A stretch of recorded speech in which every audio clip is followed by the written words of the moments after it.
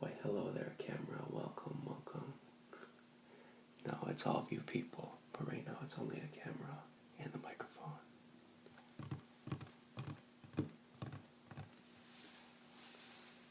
So here I have a whole bunch of little letters. I found all these in the dumpster. They make a weird tinging noise.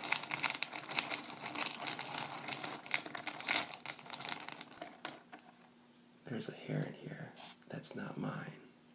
It's a very long hair. Okay, that came from the dumpster. Sick. I watched this YouTube video today and it was really crazy. This was a TED Talk video and the crowd was clapping for him. A very ecstatic crowd. And the man, his name is Aaron Stark, he opened by saying, "I was almost a school shooter." It was very captivating. And he talked about being in high school in 1996 in Denver.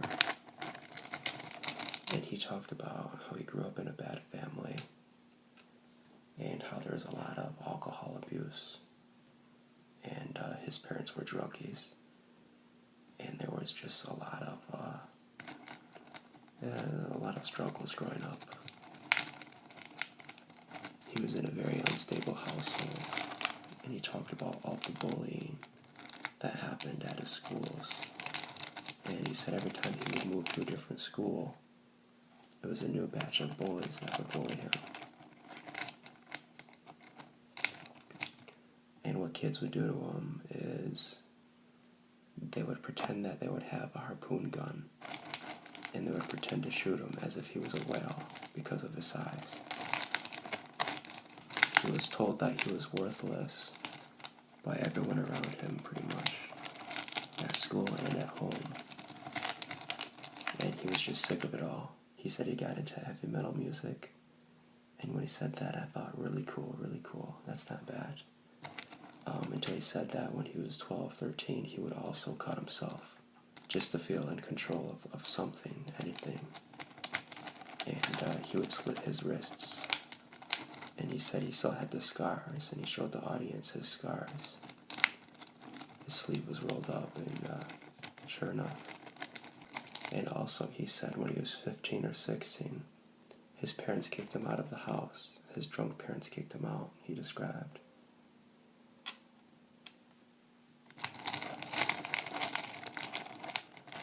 He lived in a friend's shed, and he said that he was surprised he had this friend because he admitted that he stole and lied to him many times before. But he was gracious enough to be living in his friend's shed that eventually he called social services and explained the situation about how he was kicked out by his mom. He really didn't like the living conditions of the shed. He said it would leak water everywhere. So his mom was drugged into social services with him, under scrutiny.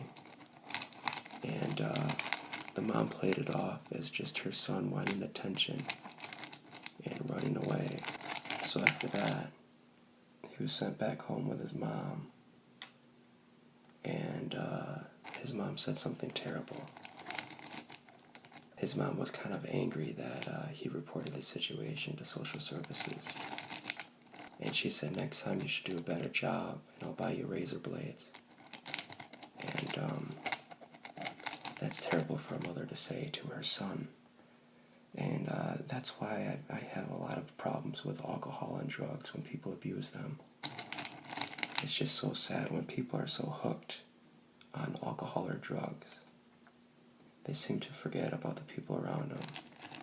And they don't care about them, and they say nasty stuff, and they do nasty stuff. It's just so tragic. So at this point, the kid was really broken. Totally depressed, totally suicidal. He had nothing to lose, he said. He had absolutely nothing to lose. And that he could do anything, it wouldn't matter. So, he said his plan was to buy a gun and to go to school or at a mall food court and shoot up the place, as many people as possible. And he said that he knew a guy at school that was selling drugs to his parents, and he knew he could get the gun. And he said, "Do you have any guns?" And the guy said, "Yeah, I do. You want one?" And he said, "Yeah." But the friend that let him stay in his shed was being very nice to him, and kept on wanting to hang out, asking how he's doing, maybe go see a movie. That made him change his plans. He said that those simple acts of kindness were the only thing preventing him from doing something crazy. Just very simple acts of kindness like that. Despite him admitting and expressing guilt that he lied to this friend and he stole from this friend. He said something like, when someone treats you like a person, when you don't even feel like a human yourself, it'll change your world.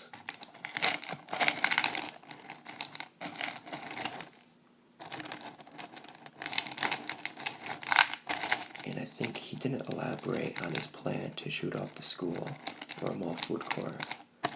But what he did say that spoke a lot of words to me was, he said that if it wasn't for his one friend, then he would have committed that atrocity that day. And so that really pinpoints the day he was planning to execute. I'm sure he was very close. And also he went on to say that if you see someone struggling, if you see someone that needs help, someone who's being bullied, someone who is troubled, someone who's going through a really hard time, that needs to be loved, then give love to him or her. And he brought up a good point too. He said, instead of looking at someone like that as a threat, look at a person like that as a friend, and you will change their life. And that reminded me of when I was in high school. There was this one boy who would always sit alone at lunch, and he was constantly bullied. He was relentlessly bullied. I would see it all the time. As I would eat my lunch in the cafeteria, he would eat his, always sitting alone in a corner. And when people would bully him, he was a firecracker.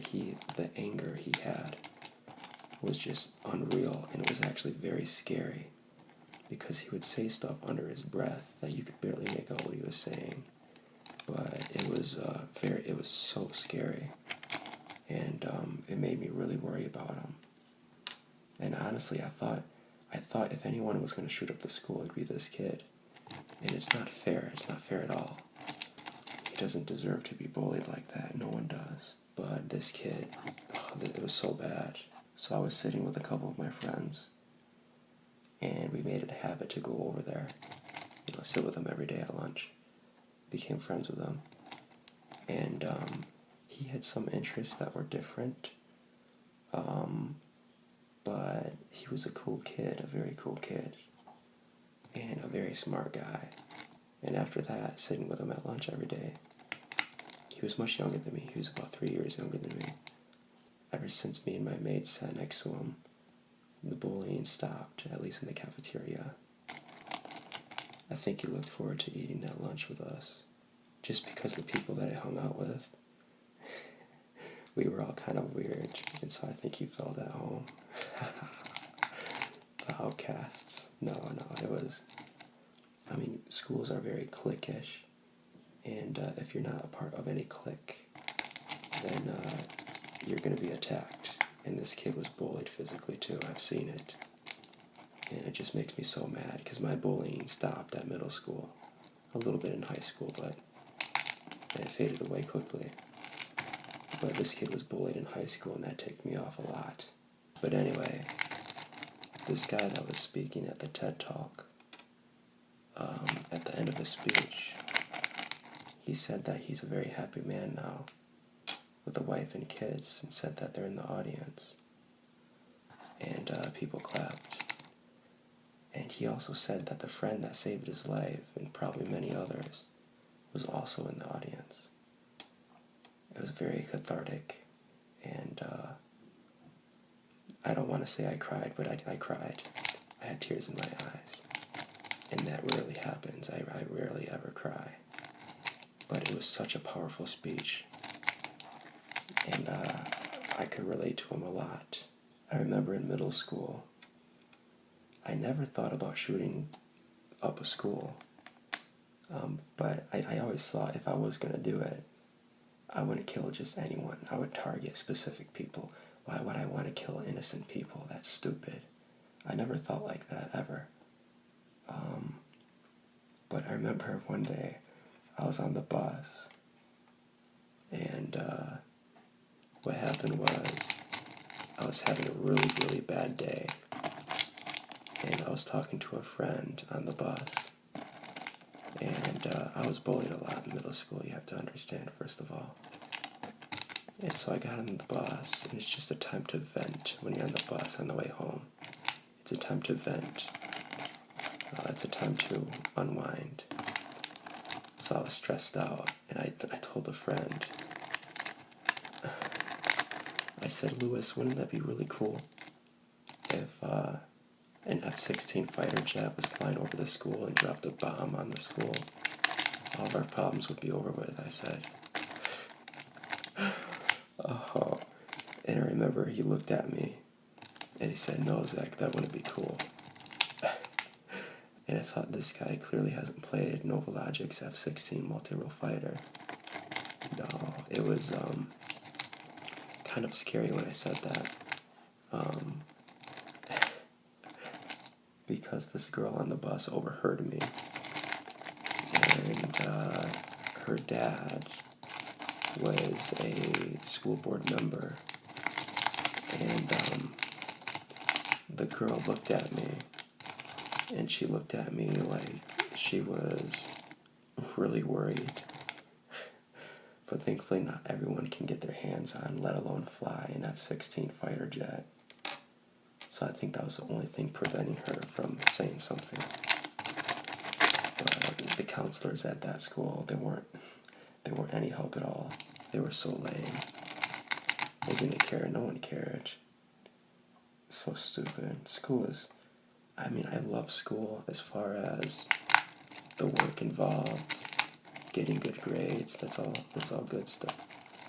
But the one thing that bothered me the most, by far, was the other kids. Kids are mean. But I remember I made some people mad with, because I would fight back sometimes, verbally. I was never physically aggressive to people. You know, if they didn't deserve it, I was never like that. But my anger would just be expressed in words. And just mental stuff, right? And I fought back. I could really get under people's skin. And I remember I ticked someone off, and so he went to his little posse. And this was at the end of the school day. And so I got to the bus very early because I knew that he would tell his other friends and they were, going to go after me. I knew that would happen. So I was on the bus and I looked outside the window and there was like that bully along with like a ton of his friends just outside the school, and these guys were much bigger than me as far as like muscular wise. They could really pound me. And I remember thinking, crap, I hope they don't know I'm on this bus. Because they were scanning the buses, they were walking. They didn't take the bus, but when the buses were being loaded, they don't take off immediately because we have to wait for all the kids to get on the bus. As that was going on, this group of bullies were just scanning the buses, walking up and down the lane of buses, looking for me. And I remember looking out the window and I thought, crap, if they see me, I'm going to have to do something. I'm going to have to get off this bus. I was carrying a knife on me, just in case things got ugly. I never wanted to physically hurt someone, but I was prepared to, just in case, because I know that sometimes I'm outnumbered, and I would hate to be outnumbered and to where I'm beaten up. I would never really want to get beat up by more than one person. I mean, I wouldn't want to get beat up, period, but especially more than one person. That's just not fair. But thankfully that was near the end of the school year when my bullying was the worst. And after that, I just kind of avoided everyone. I don't miss school at all. As far as middle school, no way. I'm so glad it's over with. That was hell to me. I remember I'd wake up in the middle of the night and stay up all night just thinking about how I'm going to survive. And it's such a daunting experience. Being bullied, it stinks, and it's so hard to bite your tongue and prevent yourself from killing people. I meant that in a figurative way, for the record. But it's just all about willpower and thinking ahead in the future. Does it get better? For me, it did. It got a lot better. Between middle school and high school, I remember I was out riding my bike, minding my own business. This was during the summer, right? It's a summer break. But the kids still wouldn't let up. I rode my bike to a different area, a different town. And I rode past this house. And a couple of my bullies were playing basketball in the driveway. And they stopped playing when they saw me. They knew it was me. And they stopped playing. And they looked among each other and probably said something like, "Hey, is that Zach?" And they definitely must have known it was me, because after that, they said, "Faggot, faggot, faggot, faggot." But, like, when I'm riding my bike, I don't care. It's so much fun. Okay, I wanted to kill him, but I didn't have a knife on me at the time. Plus, I was riding my bike very hard that day, and I really didn't want to deal with it. So I kept pedaling. I was never obese or overweight or anything like that. And I dressed normally. The only thing I was really bullied for, quite a bit, but the main thing in middle school, actually as early as elementary, I remember people making fun of me for thinking this. We're talking probably in the late 90s, which is stupid if you think about it, because everyone was a little kid. But the only thing people would make fun of me for is them thinking I'm gay. And so they would call me faggot and just other things I can't mention on YouTube all the time. And even if I was gay, it's like, who cares? Kids are just so mean. And I would be called a lot more names than that. And some of it was very physical. They would do things to me. But, that's history now. And so it's just best to move on and not think about it. But at the same time, I can't forget it. I mean, now that happened such a long time ago, to where you can see the lives of the people who bullied me. And some of them are still the same, They're losers. And some of them turn their lives around, which is a fascinating transformation to me. That one can be so bloody mean, and then now, respectable, honorable. It's so weird, because when I meet new adults, you really don't know how they were like as a kid. If they were bullied, or if they were the bully. It's weird. It's so weird how people change. But I don't understand how one can be so mean. Just immature little kids, I guess, That's all I can describe it as. It just bothers me. And it's sad, because like this guy who wanted to shoot up his school, it's amazing that he actually said that. I couldn't believe it. When I saw the title of that video, I was almost a school shooter. It's just incredible that someone would actually say that. I commend the guy for giving that speech. People need to hear that, especially those who are going through issues. I mean, when I was in school, there wasn't any video like that. But I would have loved to have seen that video when I was going through issues in middle school. That would have been so beneficial to me.